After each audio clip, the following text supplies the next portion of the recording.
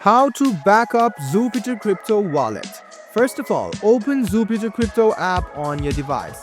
You can see the profile icon on the top left hand corner of the screen. Go ahead and tap on the profile icon, then tap on Manage.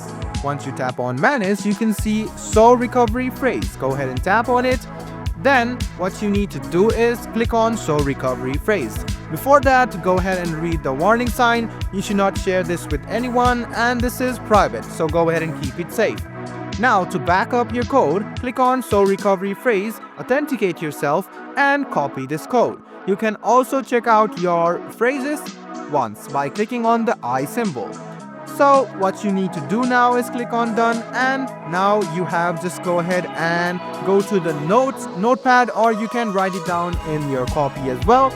Once you have logged out of your account, you can easily sign into your Jupiter Crypto app once again. So this is the benefit of backing up your Jupiter Crypto wallet account. I hope this video was helpful for you. Like the video, subscribe to the channel, and do hit the bell button for more.